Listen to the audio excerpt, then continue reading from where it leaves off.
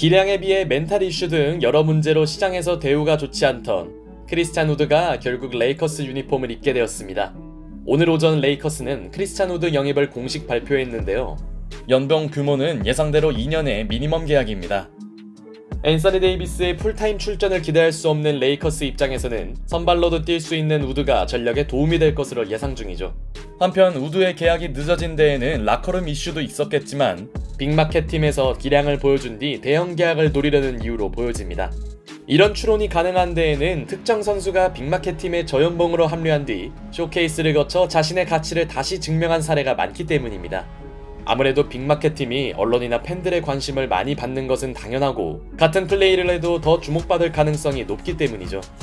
사람들마다 스몰마켓과 빅마켓의 기준은 다르겠지만 NBA 구단 가치 순위와 굿즈 판매량 등 여러 지표를 따져봤을 때 현재 NBA 빅마켓팀 양대 산맥을 꼽으라면 당연 LA 레이커스와 골든스테이트 워리어스를 들 수 있을 겁니다. 이번 영상에서는 레이커스와 골스에서 염가봉사를 한 뒤 좋은 계약을 따낸 선수들에 대해 알아보겠습니다. 우선 첫 번째로 샬럿에서 버림받았던 말릭 몽크입니다. 2017 NBA 드래프트에서 1라운드 11픽이라는 높은 순위로 샬럿 호네츠에 입단했던 말릭 몽크는 탁월한 운동 능력과 폭발력을 뽐내며 팀의 벤치 에이스 역할을 해줍니다. 하지만 안정적이지 못한 플레이와 기복은 단점으로 지적되었고 어느새 그는 로테이션 멤버에서 밀리고 말았죠. 이 와중에 코카인을 핀 정황에 적발되어 징계를 먹는가 하면 마이클 조던 구단주에게 까이는 장면이 전국에 송출됩니다. 결국 4년 계약 종료 뒤 샬럿은 몽크와의 동행을 정리했고 그는 다른 팀들의 부름을 받지 못하며 리그를 떠날 위기에 처합니다. 그때 몽크에게 유일한 오퍼를 제시한 곳이 바로 레이커스였습니다. 사실 레이커스가 몽크에게 관심을 보인 건 2017년부터였고 프랭크 보겔 감독과 르브론 제임스를 비롯한 팀의 일원들이 말릭 몽크 영입을 강하게 추진했다고 하네요. 2022 시즌 레이커스에 합류한 몽크의 연봉은 미니멈 수준에 불과했지만 그 입장에서는 레이커스의 제안을 받아들일 수밖에 없었고 몽크의 퍼포먼스는 팀이 기대했던 것 이상이었습니다. 당시 러셀 웨스트브룩을 야심차게 데려온 레이커스는 당초 예상했던 빅3의 파급력이 전혀 나오지 않으면서 그야말로 힘겨운 시즌을 보내고 있었고 이런 시기에 몽크는 평균 13.8득점으로 커리어 하이 기록을 세웁니다. 팬들의 몽크가 진짜 빅3가 아니냐며 그의 활약을 높이 평가했죠. 만약 몽크가 없었다면 레이커스의 2022 시즌은 더욱 암울했을 겁니다. 리그 퇴출 위기에서 레이커스의 활력소가 된 몽크는 주가를 올렸고 몽크 또한 자신을 구해준 레이커스에 남고 싶다 밝혔으나 라고 하기에는 세크라멘토가 너무 큰 오퍼를 넣었습니다. 레이커스가 몽크에게 제시한 조건은 대략 6밀 정도의 규모였고 반면 세크라멘토는 그에게 2년 19밀을 내걸었죠. 그렇게 나름대로 인생 역전에 성공한 몽크는 세크라멘토에서도 꾸준한 활약을 펼치며 자신의 몸값을 증명하고 있습니다. 다음은 한때의 실수로 대형 계약을 놓쳤던 데니스 슈레더입니다. 2021년 레이커스로 이적했던 슈레더는 16밀의 연봉을 받고 있었고 계약 종료가 다가옴에 따라 레이커스와 협상에 들어갑니다. 언론 보도에 따르면 당시 레이커스는 4년 84밀 계약을 제시했으나 더 큰 규모를 원했던 슈레더는 이를 거절합니다. 아마 본인이 훌륭한 계약을 따낼 수 있다는 자신감이 있었겠죠. 그러나 슈레더의 2021 시즌 퍼포먼스는 기대 이하였고 레이커스가 웨스트브룩을 영입하면서 슈레더의 신세는 180도 바뀝니다. 이후 보스턴과 휴스턴을 오가며 주가가 크게 떨어졌던 그는 2023 시즌을 앞두고 레이커스와 1년 미니멈 계약을 체결합니다. 20밀 이상의 고액 연봉을 받을 수 있던 선수가 미니멈 신세가 된 상황.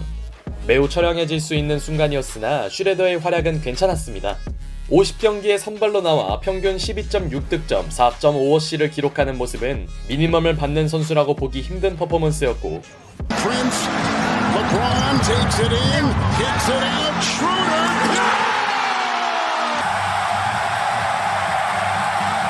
슈레더는 플레이오프에서 다비넴 감독의 전술에 의해 선발로 나오기도 했죠.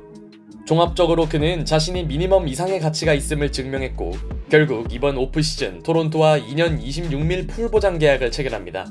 이 정도면 원래 자신이 받았던 연봉을 어느 정도 복구한 셈이네요.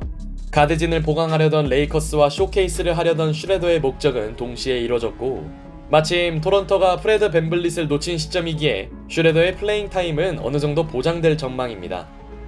다음은 골스에서 본인의 기량을 제대로 과시한 오토 포터 주니어입니다. 사실 포터 주니어는 앞서 소개한 두 사례와 달리 이미 대형 계약의 맛을 한번 본 선수입니다. 흉작으로 유명한 2013 드래프트에서 전체 3순위에 지명된 그는 3점과 수비를 장착한 롤플레이어로서 견실한 모습을 보여줬고 FA 자격을 얻게 되자 브루클린이 4년 106밀이라는 대형 계약을 제시했죠. 하지만 워싱턴은 이 오퍼를 매치시키며 포터 주니어를 지킵니다. 당시에도 워싱턴이 브루클린의 오퍼에 말린 게 아니냐란 말이 있었고 하필 대형 계약 첫 해였던 2018 시즌부터 그의 부상이 시작됩니다. 이후 포터 주니어는 잦은 부상에 시달리며 먹튀 신세가 되었고 계약이 끝난 2021년 시장에서 그의 가치는 에메리 정도에 불과했죠. 그리고 포터 주니어는 매우 특이한 결정을 하는데요. 바로 다른 팀들의 에메리 제안을 거절하고 골든스테이트의 미니멈으로 합류한 겁니다. 만약 에메리 계약을 받아들였다면 그가 받을 연봉은 대략 600만 달러 이상. 하지만 골스가 그에게 준 연봉은 238만 달러 가량이었습니다. 아무리 벌어놓은 돈이 많다고는 하나 상식적으로는 이해가 어려운 결정이었죠. 비록 리그를 대표하는 인저리 프로이긴 했으나 미니멈 계약이었기에 골스 입장에서도 리스크가 적은 무브였고 포터 주니어는 2022 시즌 63경기를 뛰며 간만에 건강함을 과시합니다.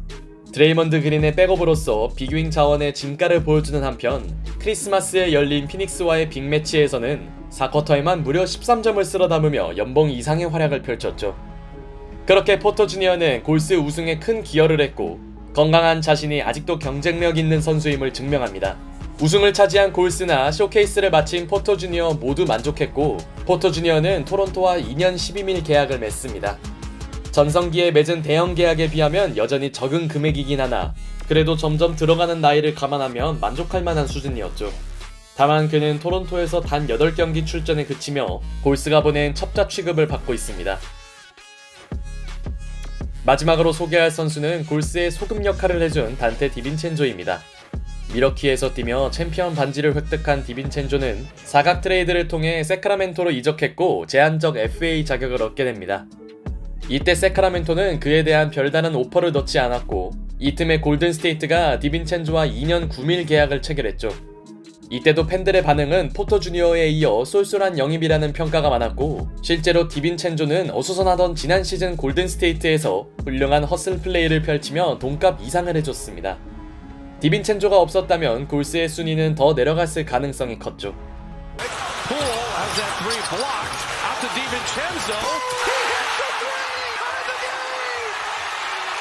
여기에 커리어 하이 3점 성공률을 기록하며 공격에서도 공헌한 그는 이번 오프 시즌 선수 옵션을 포기하며 골스와 작별합니다. 애초에 영입 때부터 제2의 포터 주니어 사리가 될 것이 유력했고 디빈첸조는 뉴욕과 4년 50밀 계약을 맺게 되었죠. 이상 레이커스와 골스를 거쳐 자신의 몸값을 올린 선수들을 알아봤습니다. 물론 빅마켓 팀으로 가는 것이 반드시 성공으로 이어지진 않는데요. 안드레 드레먼드나 켈리 우브레 주니어 등 실패 사례도 있기 때문이죠. 어쨌든 우드의 레이커스 행으로 선수들 사이에서도 빅마켓 팀이 인기 있다는 주장은 사실로 드러났습니다. 특히 우드의 2년째 계약은 플레이어 옵션인 만큼 그가 주가를 올린 뒤 FA 재수에 도전할 가능성은 충분해 보입니다. 과연 우드와 레이커스의 동행은 해피엔딩이 될 수 있을까요?